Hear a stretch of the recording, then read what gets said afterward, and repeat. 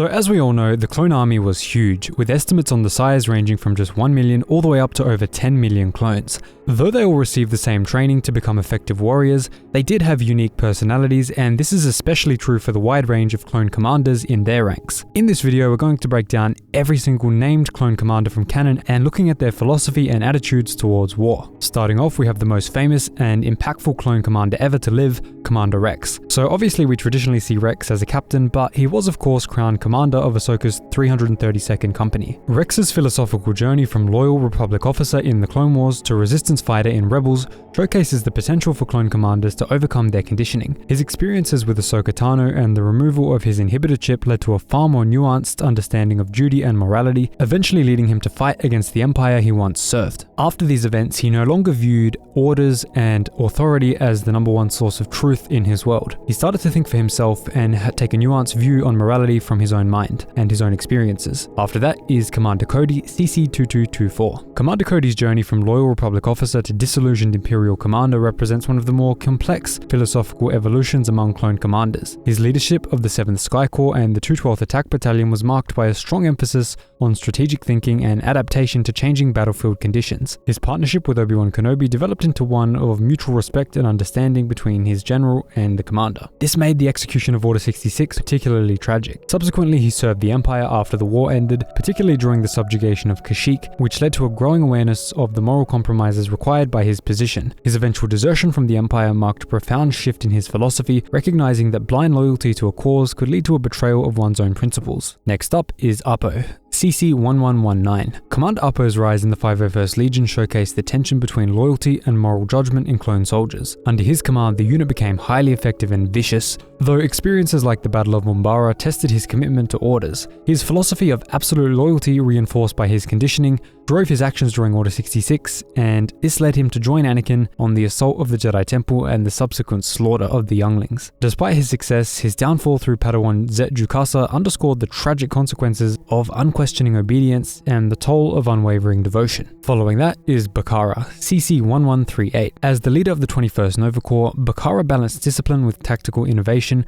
setting him apart as one of the most driven commanders in the army. Known for high standards and battlefield pragmatism, he often clashed with Jedi doctrine but respected his general Ki-Adi-Mundi. During the Outer Rim sieges, his adaptability proved vital in overcoming various challenges on many different and varied terrains. His execution of Order 66, though ruthless, reflected his unwavering commitment to duty over personal bonds, cementing his reputation as a soldier's soldier. After that is Wolf. Commander Wolf's philosophical development showed how a clone officer can maintain their sense of duty while still developing independent judgment, even in the officer corps. His experiences with the Wolfpack and later resistance activities demonstrated the potential for balancing military discipline with moral autonomy. Following that is Bly, CC-5052. Marshal Commander Bly's partnership with Jedi General Aayla Secura reflected a balance of professional detachment and effective collaboration. Known for precision and thorough planning, he became a trusted leader across numerous campaigns on the war. His execution of Order 66 illustrated the tragic conflict between personal bonds and conditioned loyalty, highlighting the struggles many clones faced in reconciling their duty with their humanity. Next up is a more recent one, Crosshair, CT-9904. Crosshair's philosophical journey represents one of the most dramatic transformations among clone commanders. Initially the most rigid and Empire-loyal member of the Clone Force 99, his exceptional marksmanship was matched by his unwavering dedication to orders. His willingness to hunt former squad mates demonstrated how deeply his initial philosophy was rooted in absolute loyalty. However, his experiences with Imperial callousness, particularly witnessing Mayday's death, led to a profound shift in his worldview. His eventual betrayal of the Empire and reunion with Clone Force 99 showed how personal experiences could overcome even the strongest conditioning from the inhibitor chips, leading to a more nuanced understanding of loyalty and duty. Commander Blackout. Special Operations Commander Blackout blended strict protocol with his tactical improvisation, earning him respect for his ability to adapt under pressure. His leadership during the Christophsis blockade highlighted his strategic flexibility and emphasis on team cohesion. Valuing initiative, as seen in his recognition of Rookie Trooper Spark, enhanced his effectiveness in high-stakes stealth missions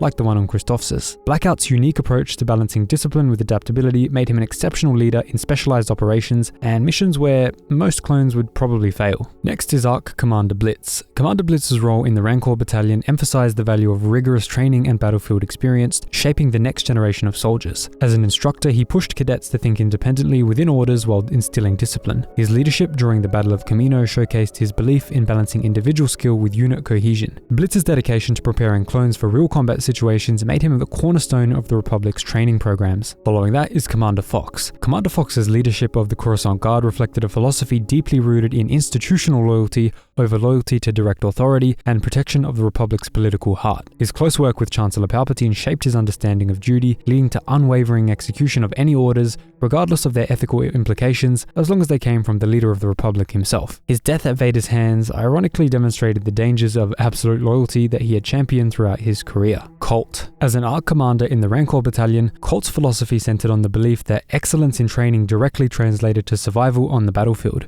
His approach to training clone cadets was notably strict, yet he showed an ability to recognize and nurture talent when he encountered it. His support of Bravo Squad's success showed his understanding that effective military units required both disciplined adherence to protocol and the ability to think creatively in combat situations, especially under pressure. His death at the hands of Asajj Ventress during the Battle of Kamino highlighted how even the most skilled commanders could fall victim to overwhelming force. Though his final stand exemplified the courage that he had always demanded from his trainees, it unfortunately wasn't enough in the end, although it was very commendable. Scorch. Scorch's unique blend of technical expertise and psychological coping through humor showed how clone commandos developed individual methods for handling the stresses of warfare. His philosophy balanced professional excellence with emotional survival, using wit to maintain morale while executing complex demolition operations. After that is Thaya. Commander Thaya's evolution from Republic officer to Imperial enforcer demonstrated the complex relationship between personal growth and institutional loyalty to the Republic.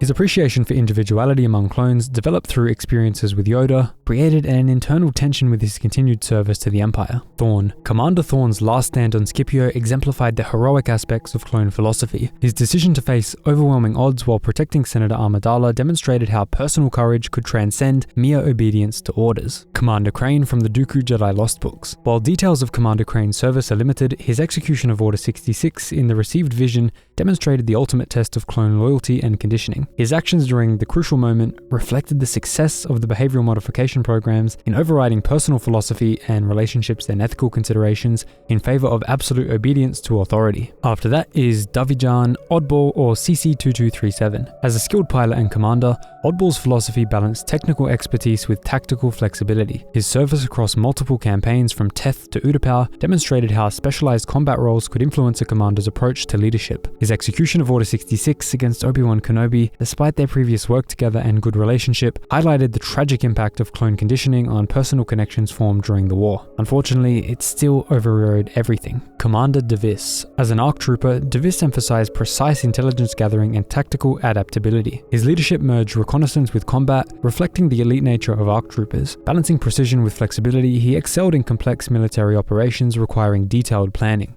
Doom. Commander Doom's service under Jedi Generals Tip Lee and Tip La shaped his view on leadership and loyalty. The activation of Clone Protocol 66 on Trooper Top at Ringo Vinda by accident early forced him to confront clone conditioning. His strategic retreat after Tip La's death highlights a balance between mission objectives and troop preservation. Commander Faye. Commander Faye's rigid adherence to protocol under Jedi General Quinlan Vos rejected flexibility, creating tension with Vos's adaptable style. His inflexible philosophy highlighted the conflict between strict procedure and adaptability, ultimately leading to his demise during Order 66. Phil. Under Jedi Knight Nardar Veb, Commander Phil developed a philosophy that emphasized methodical approaches to combat and leadership. His final mission to capture Nute Gunray showed how his careful planning could still be undermined by unexpected factors such as General Grievous's intervention. His death at the hands of Grievous's pet demonstrated how even the most disciplined approach could fail in the face of unprecedented threats. Grey. Grey's philosophical evolution from unquestioning loyalty to moral awakening represents one of the most profound